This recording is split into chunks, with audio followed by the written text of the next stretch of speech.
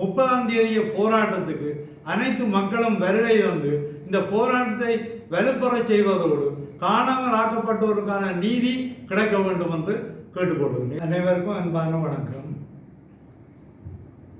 வலிந்து காணாமல் ஆக்கப்பட்டோருடைய உறவினர்கள்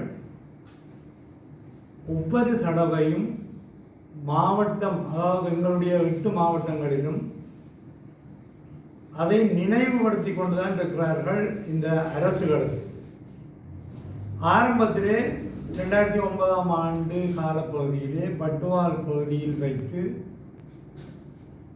பிடிக்கப்பட்டவர்கள், இராணுவத்தால் பிடிக்கப்பட்டவர்கள், இராணுவத்திடம் சரணடைந்தவர்கள், முகாம்களிலே பிடிக்கப்பட்டவர்கள், கடலிலே பிடிக்கப்பட்டவர்கள், இப்படியாக ஏராளமானவர்களை தங்களுடைய உறவுகளை தேடி ஒவ்வொரு மாதமுமாக இந்த வீதியாக போராட்டங்களை நடத்தி தங்களுடைய உறவுகளுக்கு என்ன நடந்தது, இதை வெளிக்கொண்டு வர வேண்டும், சொல்ல வேண்டும் என்று சொல்லி போராடி கொண்டுதான் இருக்கின்றார்கள். நூற்றுக்கணக்கான தாய்மார் தந்தைமார் எல்லாம் கனவேல் இறந்தும் விட்டார்கள்.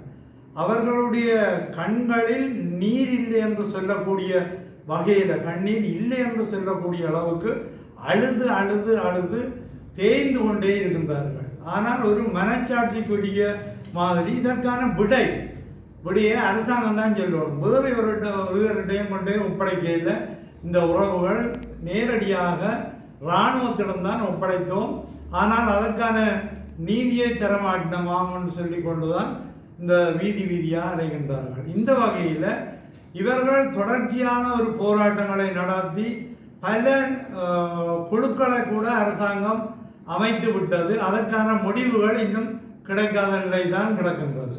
இப்படி இருக்க எதிர்வரும் 30ஆம் தேதி ஞாயிற்றுக்கிழமை 9 மணிக்கு தந்தை செல்வா அரங்கில் ஒரு மிகப்பெரிய அளவிலான மாநாடு ஒன்றை நடத்துவதற்காக திட்டமிட்டு அந்த மாநாட்டை 8 மாவட்டங்களும் சேர்ந்து அங்கு பெருந்திரளாக வந்து, மக்கள் பெருந்திரளாக வந்து தங்களுக்கான நீதி கிடைக்க வேண்டும், தங்களுடைய காணாமல் ஆக்கப்பட்டவர்களுக்கு நீதி கிடைக்க வேண்டும், காணாமல் ஆக்கப்பட்ட உறவுகளை தாருங்கள் அல்லது உங்களுக்கான பதில்களை சொல்லுங்கள் என்ற ஒரு நிலையில இந்த உறவுகள், அதாவது தேடிக்கொண்டிருக்கும் உறவுகள் ஒரு மிகப்பெரிய அளவிலான மாநாட்டை நடத்த உள்ளார்கள். தயவு செய்து அனைவரும் மிகப்பெரிய மாநாடு என்று சொல்லக்கூடிய அளவுக்கு, எழுச்சியாக இருக்கக்கூடிய அளவுக்கு, அதில் பல பல விதங்களை, அந்த காணாமல் ஆக்கப்பட்ட உறவுகளின் படங்கள், அது தவிர அந்த இறந்தவர்களின் படங்கள் என்று இப்படி பல விடயங்களை அதில் கொண்டு வந்து வெளிச்சத்துக்கு கொண்டு வரணும் என்ற நோக்கத்திலையும் ஈடுபட்டு கொண்டிருக்கிறார்கள்.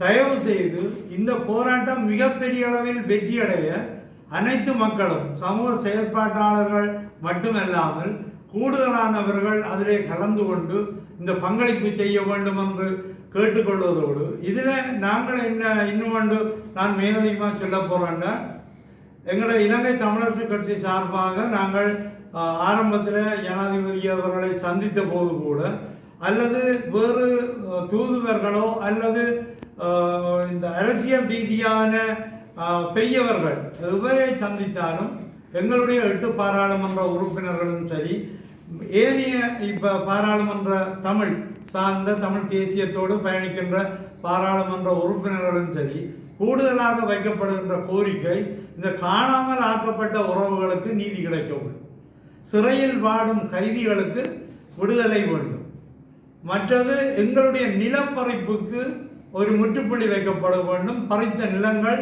விடுவிக்கப்பட வேண்டும், தமிழர்கள் வாழ்ந்த பயணித்த அல்லது விவசாயம் செய்த இடங்கள் விடுவிக்கப்பட வேண்டும் என்ற ஒரு நிலையிலேயும், மற்றது எங்களுக்கான ஒரு தீர்வு திட்டம் கிடைக்க வேண்டும் என்றுதான் நாங்கள் எல்லா இடமும் எங்களுடைய கோரிக்கைகளை அரசு உட்பட, அரசு தலைவர் உட்பட மற்ற யாருடைய சைக்கையும் தமிழ் மக்களுக்கான இந்த விடிவுகளைத்தான் கேட்டுக்கொண்டிருக்கின்றோம்.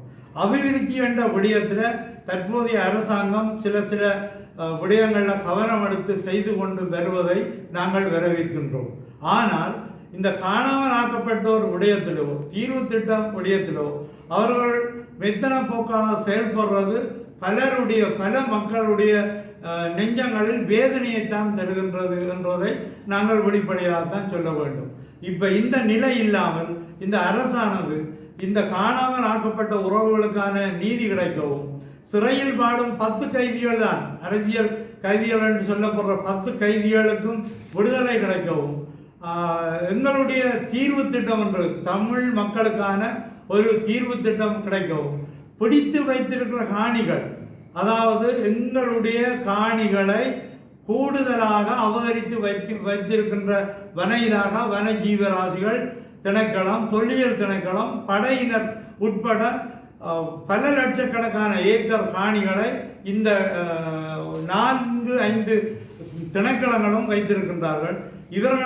இதுகளையும் விட்டு மக்களுக்கான ஒரு விவசாய நடவடிக்கையோ அல்லது கடல் தொழில் நடவடிக்கைகளோ நாங்கள் சீராக செய்து இந்த மக்கள் ஒழுங்காக வாழ்வதற்கு உரிய வழியை செய்ய வேண்டும் என்பதுதான் இந்த மக்கள் எல்லோரும் கேட்டுக்கொண்டிருக்கின்றார்கள். தயவு செய்து அதோட திரும்பவும் நான் சொல்லுகின்றேன், 30ஆம் தேதிய போராட்டத்துக்கு அனைத்து மக்களும் வருகை தந்து இந்த போராட்டத்தை வலுப்பெற செய்வதோடு காணாமல் ஆக்கப்பட்டோருக்கான நீதி கிடைக்க வேண்டும் என்று கேட்டுக்கொள்கிறேன். மேலதிக செய்திகளுக்காக எமது யூடியூப் தளத்தை சப்ஸ்கிரைப் செய்யுங்கள்.